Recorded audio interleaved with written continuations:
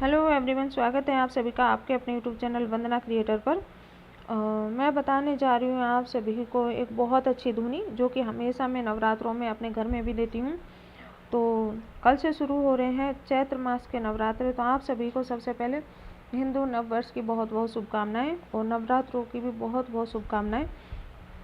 शुरू करते हैं आगे धुनी को जो बनानी है हमें किस तरीके से, तो मैं चीज़ें आपको बता देती हूँ।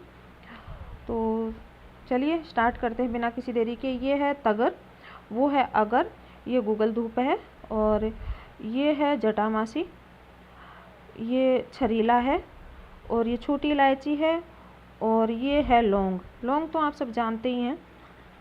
और ये है देवदारू वृक्ष की लकड़ी, यह छाल, जो भी मिले आपको, मतलब छाल मिले तो छाल, लकड़ी मिले तो लकड़ी। देवदार जो वृक्ष होता है उसकी जो लकड़ी होती है वो बहुत ही मतलब मजबूत होती है, आसानी से टूटती नहीं है। तो इसको मिक्सी में सीधा ना डालें, और मतलब इसको पहले टुकड़े कर लें इसके हमामदस्ते में या फिर किसी भी चीज़ से बाहर। और ये है कपूर, ये देसी गुड़ की शक्कर है, और वो सफ़ेद चंदन पाउडर है उधर, ये लाल चंदन पाउडर है, ये पीली सरसों है, उधर है कचरी। तो इन सभी का मतलब ये तो पाउडर फॉर्म में थे। सरसों ज़रूरी नहीं है आप पीसें, चाहे तो आप लास्ट में इसको थोड़ा सा कर ले दरदरा।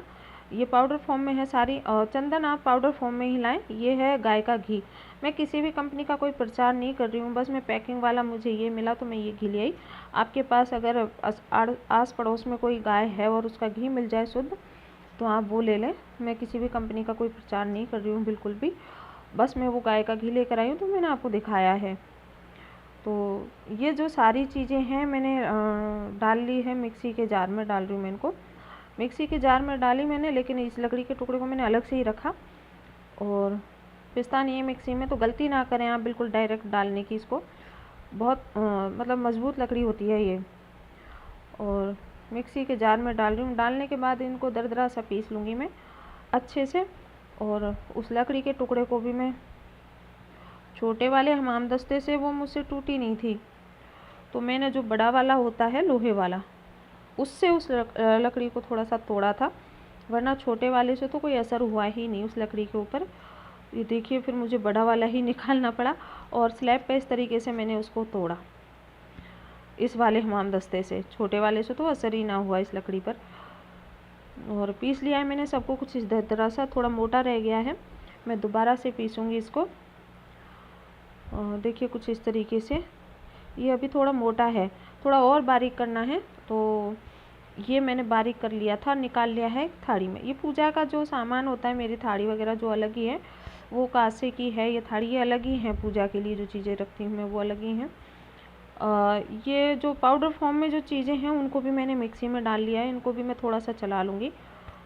और कपूर को भी मैंने इसमें डाल दिया, थोड़ा हाथ से मसल कर भी आप कपूर को डाल सकते हैं। कपूर तो ईजी वे में हाथ से भी हो जाएगा, बिल्कुल आराम से बारीक बारीक हो जाता है जब हम मसलते हैं हाथ से तो। और देखिए कुछ इस तरीके से ये हो गई हैं चीज़ें। इन सबको मैं इसमें मिला लूँगी, एक ही बर्तन में ले लूँगी। जो पहले जो चीज़ें ली थी उनको भी मैंने पहले उसमें डाल लिया है, और जो पाउडर फॉर्म में जो चीज़ें थी उनको भी मैंने इसमें मिक्स कर लिया है।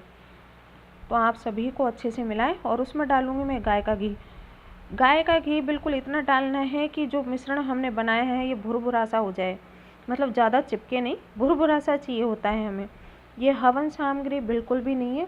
जो धुनी आती है बनी बनाई, जो धुनी आपने देखी होगी थोड़ी सी भुरभुरी सी होती है, उसी फॉर्म में हमें इस धुनी को रखना है। इसमें सारी चीज़ें आयुर्वेदिक औषधि के रूप की हैं, कोई भी ऐसी नहीं है, सारी सुगंधित हैं। आप जब भी इस धुनी को देंगे ना तो घर की मतलब महक उठेगा खुशबू से।